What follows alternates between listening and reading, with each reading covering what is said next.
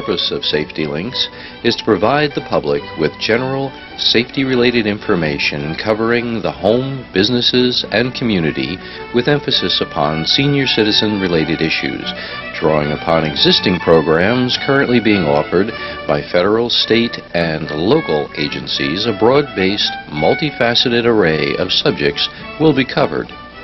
In addition, contact information will be offered to those seeking direct help or support.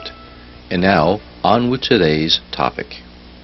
Hello, my name is Tom Hayes, and I want to welcome you to our special Safety Links program where we're dealing with disaster relief. Our first guest today is Donna Blaze. She's the CEO of Affordable Housing Alliance, and she will be talking to us about the Sandy recovery efforts. Hi, Donna. Nice to see you. Hi, Tom. It's nice to be here today. Appreciate your coming in to talk to us. Well, I know you've been involved with a lot of things, working with New Jersey Natural Gas. I know the Affordable Housing Alliance is a great partner of ours with energy assistance and all that sort of thing. So I know you do wonderful work throughout the year. But thank you. Recently, obviously, with Hurricane Sandy or Superstorm Sandy, there's been a lot of other issues that you've been dealing with, and you've been doing a great job out there in the community. You and your staff has just been wonderful. Well, thank you. So I'm very much appreciate your being here to talk to us today about some of those efforts that you've been engaged with. But first of all, can you give me an idea of what services the Affordable Housing Alliance provides to the community? Certainly. The Affordable Housing Alliance has been in Monmouth County for nearly 20 years now, and during that time we've developed close to 400 rental units. We provide people, as you mentioned before, utility assistance. We provide actually utility assistance across the state of New Jersey. We provide home ownership education and home ownership training. One of the unfortunate areas that our agency has grown in has been in foreclosure counseling. With the economic downturn that we've had, we have certified counselors in place that can help people mediate between themselves and the bank and get modifications to help save their homes. Really, the organization itself is really dedicated in its mission to either providing people opportunities for affordable housing, providing people the skills to keep their housing, or providing people the other services that help keep their overall housing costs affordable. Right, which is great. Have you seen an increase in any particular needs since Superstorm Sandy? Well, Monmouth County and Ocean County and New Jersey in general has always had a need for affordable housing. Monmouth County area itself has one of the highest cost rental markets in the country. I think we're fourth next to California, Hawaii, and New York. So even the average hardworking family has struggled to either purchase a home or to rent an apartment. And with the devastation of Superstorm Sandy, thousands of people lost their permanent residence and have sought rental housing on a temporary basis. That has really strangled the rental market. Monmouth County right now has a 0% vacancy rate in any form of rental housing, and that has put a tremendous amount of pressure on those who are low or moderate income to either sustain the rental housing they had or find replacement housing. And that has been a significant problem. We've also seen major issues with people who were borderline in foreclosure and who now's house has washed out to sea, and not only do they had trouble paying their mortgage, but now they don't have a house to have trouble paying their mortgage for, and they really don't know which way to turn.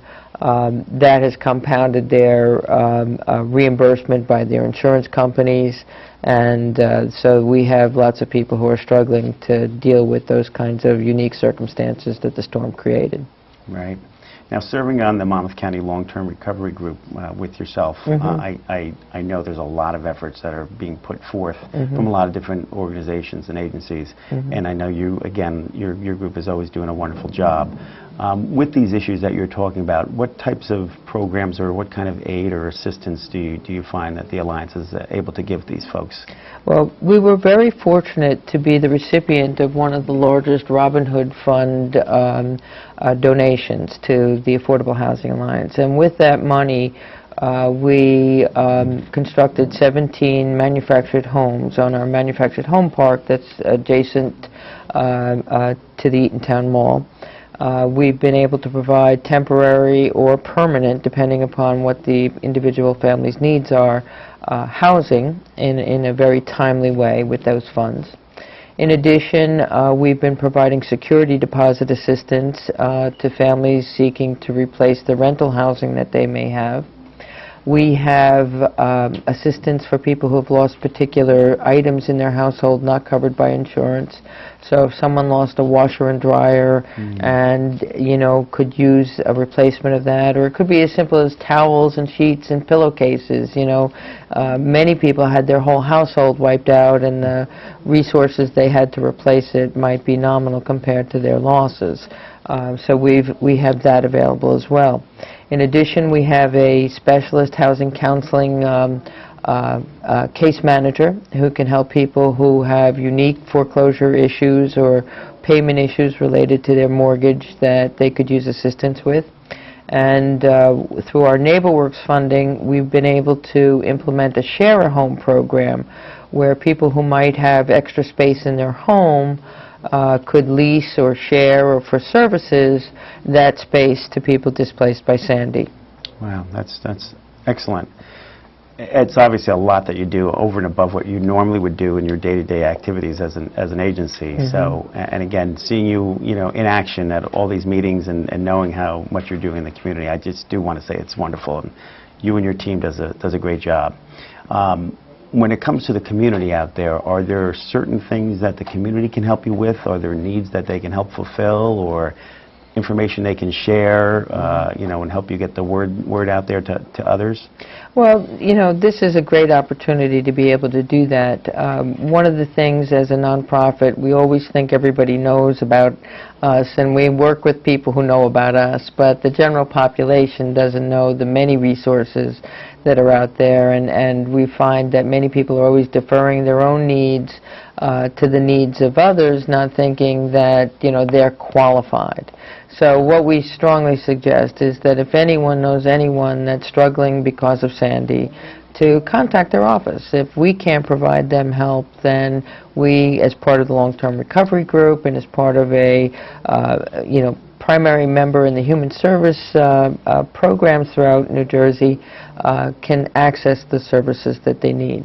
We also would like to, you know, encourage people, if they have space in their home, if they're willing to share their home or to lease a portion of their home, we have a special screening program that matches up potential tenants with the potential homeowner. We do all this pre-screening and counseling and interview both sets of participants, so we encourage people who have homes that might want to participate in that program to also call us and, you know, at least look at it and try it. That would be of a significant help.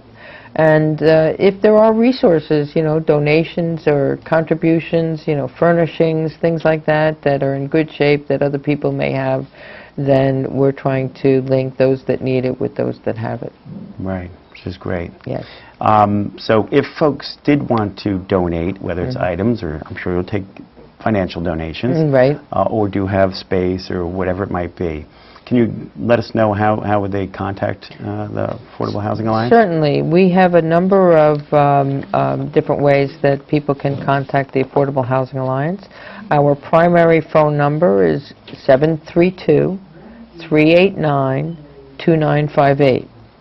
We also have a fairly full-service web page, and people can go online and actually do an intake or make a donation or ask questions through our website, and that's www.housingall, just as it sounds, .org.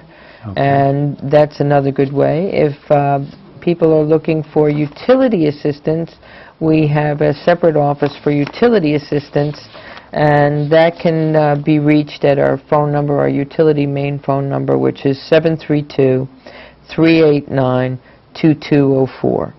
And any one of those locations can refer you to the appropriate staff or the appropriate department that can link people to either the contribution they'd like to make or the services that they're looking to help with. Great, that's excellent.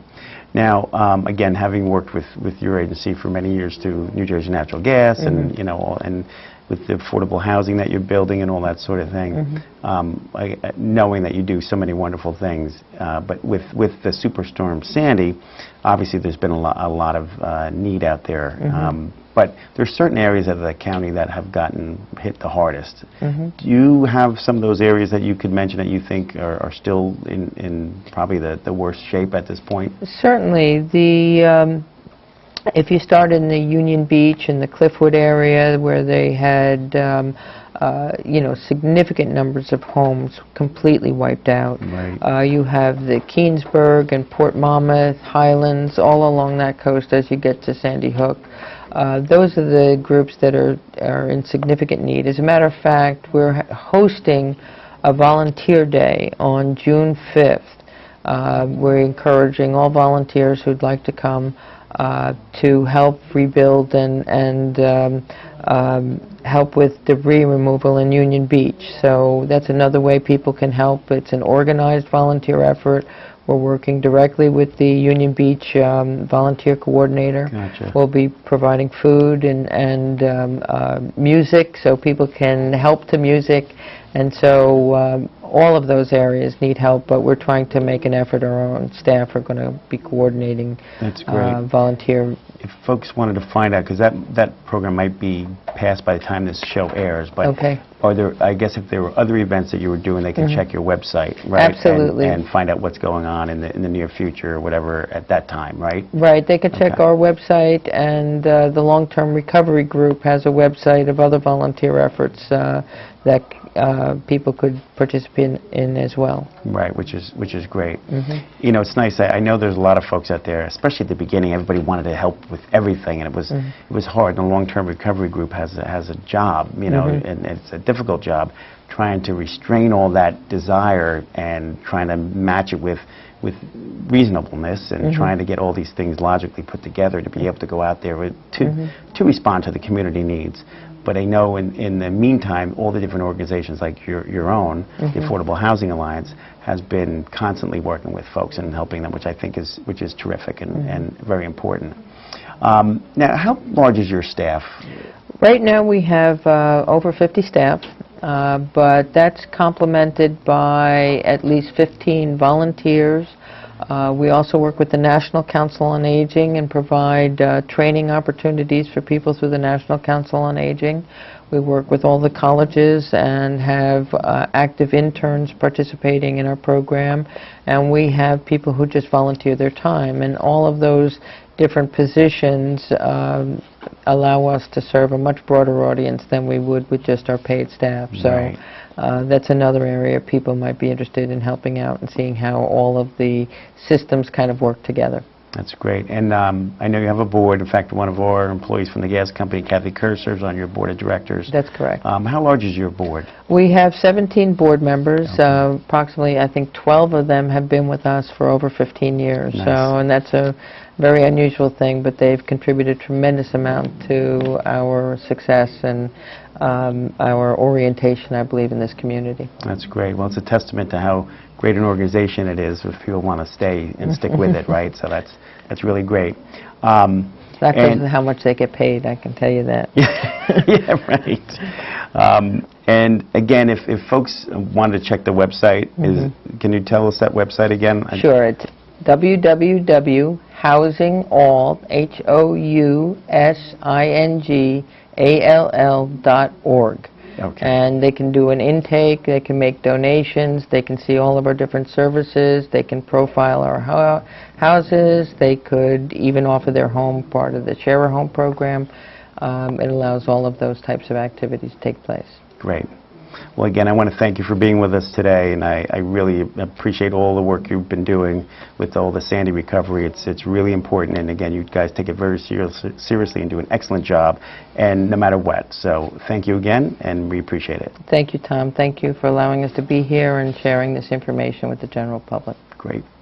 So, you're looking for help with your mortgage. Worried about foreclosure?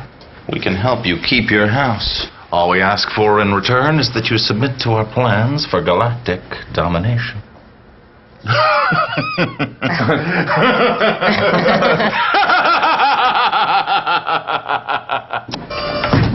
Sign. If you're facing foreclosure, talk to the right people. Speak with HUD-approved housing counselors free of charge at 888-995-HOPE. Hello, my name is Tom Hayes, and I'm here with a special program for Safety Links where we're going to be talking about Sandy recovery. And my guest is Maria Nikolatos, who's a program coordinator for the disaster response program for Catholic Charities, and will be talking to us about the Sandy recovery efforts.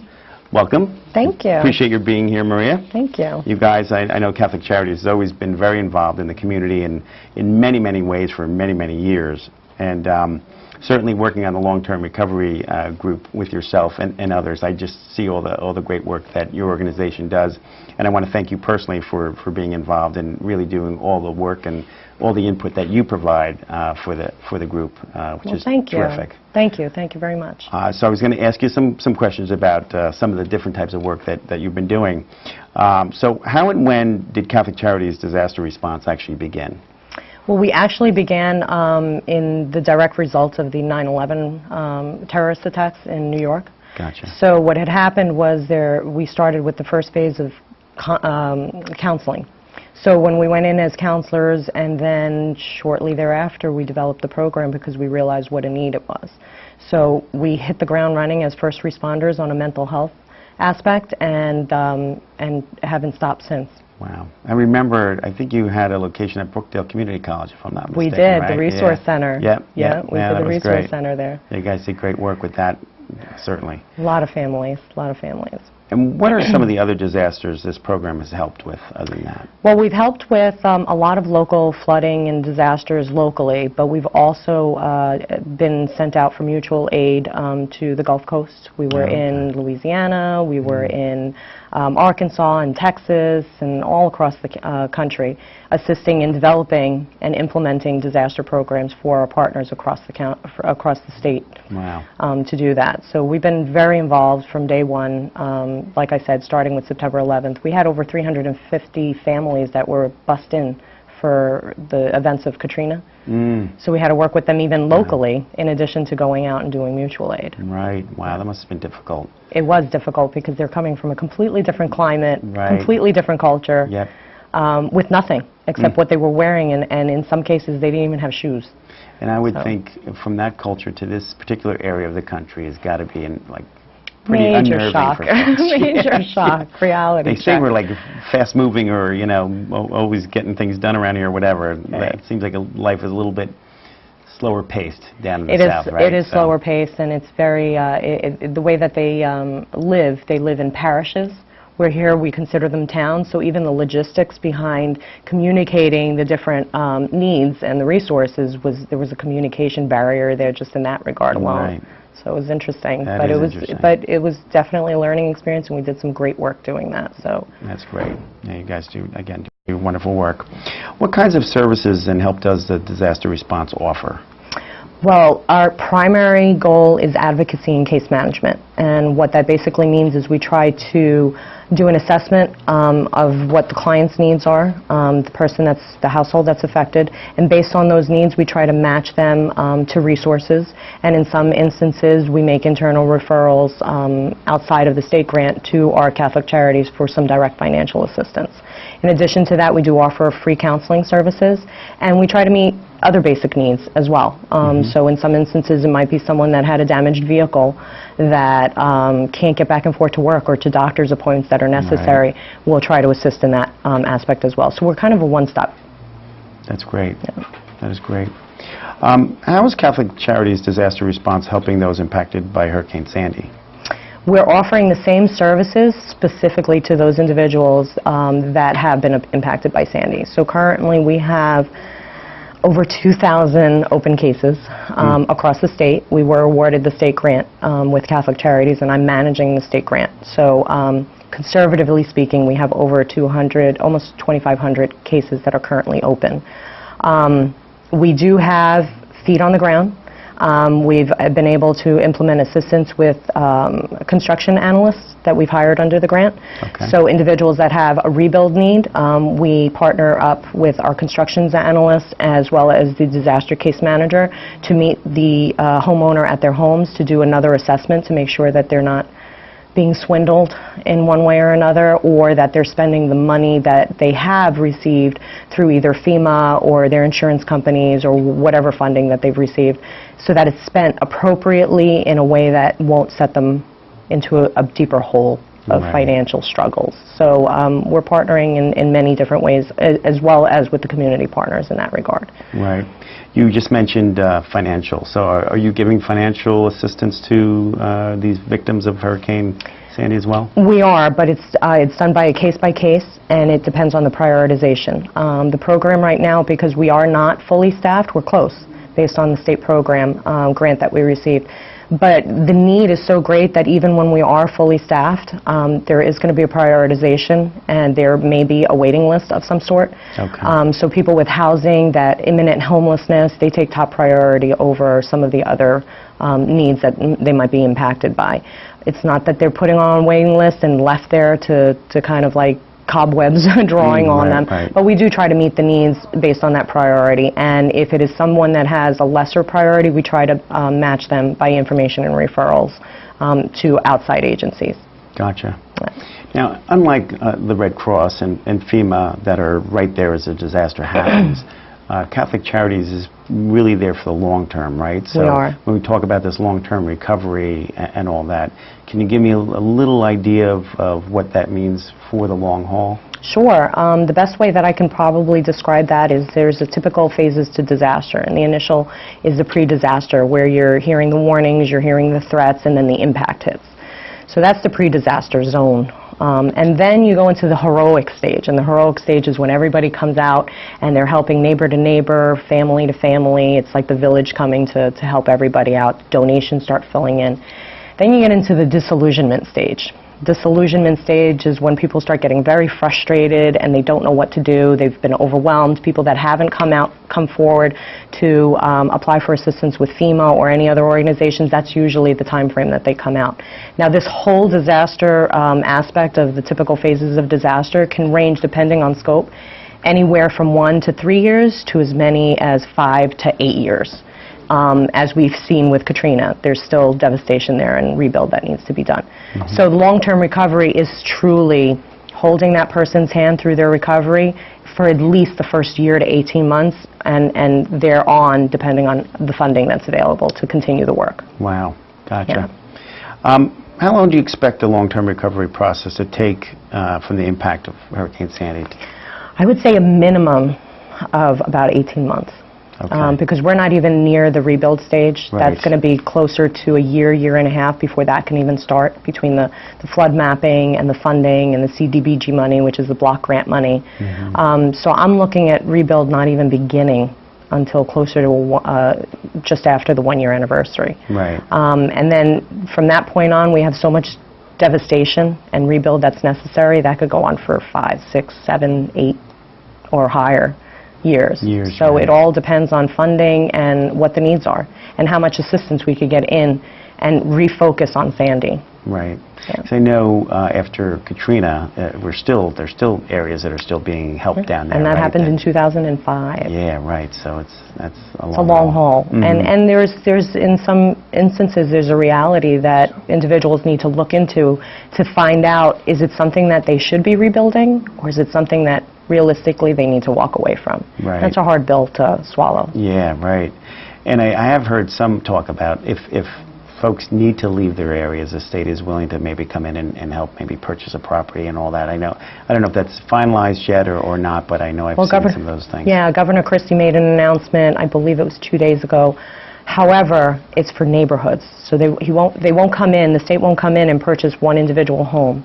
So the problem with that, that I'm anticipating, is the fact that if you have a neighborhood of 10 and you have 1 or 2 holdouts, they're not going to be able to purchase that property for the others that agreed to it. Right. So, I mean, it's an option, but it's a matter of coming together as a community and making that decision, okay, let's move on. Option, it is, right? It is a complicated option, but it is an option on the table. Right, right. And in some cases, I think it's a great option, Right. as long as the neighbors can all commune together and decide as a collective group that, yeah, this is the way we need to go. Right. It's a very emotional decision, I'm sure. For It's folks extremely to go emotional, that and route. disaster recovery is extremely emotional, and sometimes that's where the real blocks happen, because you have to deal with the individual that's what was affected, their emotions as they're going through this, and that's why I started to describe typical phases of disaster, because there's anger in that disillusionment stage too, right. before the real recovery can begin. Right, and you and I both know from being involved in the long-term recovery group that it's tricky because people have high expectations. Exactly. And they think things are going to turn around quickly. They hear about money being donated and all that sort of thing, and they just don't. They don't realize that you can't, yet. right. And it takes a lot to organize that and coordinate that and make sure that everything's done right. And most of this organization is done by volunteers. Absolutely. Volunteering come together to really help the common good of the whole community. Absolutely. And if you want things done right, sometimes it has to take time to do that, and that's the struggle. Well, and the best analogy that I can make to that is a lot of us are either parents or aunts or uncles, and we've seen children grow. So you don't expect an infant to come out of the womb and run down the street. Right. There's stages to that development. Same thing when it comes to disaster recovery. Right. And that is, we have to learn to crawl before we can take a step, and each step has to be deliberate and steady before we can move forward into that run to construction. Right. So if we can just understand and get that message out, that it's better to slow it down, take a step back, and make sure that all the pieces are in place, instead of rushing and missing a step. And we'll get there. Now, can you give our audience the contact information for Catholic Charities, if the best way to reach out? Sure. If individuals need to connect to disaster case management services, they can call our call-in center, which is being monitored by 211, and that is 877-510-6762. Great. And then they can also reach us on our website at www.catholiccharitiestrentton.org. Great. So Well, that's wonderful. It's good information, and I'm sure there's a lot of people that are going to want to and going to need that and want to take advantage of that information and be able to ask for that kind of assistance. And Absolutely, and we're here to help. That's great. We're here to help. And talking about the long-term recovery group, we also have one of your co-workers that are actually chairing it, right? Bob Hodnett. Yes. Is chairing the group, which is great. I know he does a great job as well. He does do a fantastic job, and he's been amazing throughout this whole activation of our internal Catholic Charities disaster response program. So he's been amazing in that process. And it's great. There's a lot of great groups around that table. I know we have amazing people involved. And you Habitat for Humanity, and again, the have Affordable really Housing amazing Alliance, group. And, and to know that these individuals are volunteering to get this pulled together, and we have a lot of important individuals that know how important this recovery process is going to be and how important it is to the community, and that's why we're involved. We need to see this recovery through. Absolutely. Well, I personally want to thank you, Maria, for taking your time to spend this time with us and let our audience know really all the good things that you're doing and the fact that there's so much going on towards really helping with this Sandy recovery. And it's, again, always a pleasure seeing you. I'm sure I'll be seeing you at the long-term recovery group meetings going forward. Absolutely. And we'll just keep trudging through and getting this done for the folks that need it. Yes, absolutely. And thank you for having me. Absolutely. It's been a pleasure. Thank you very much. Thank you. Appreciate it.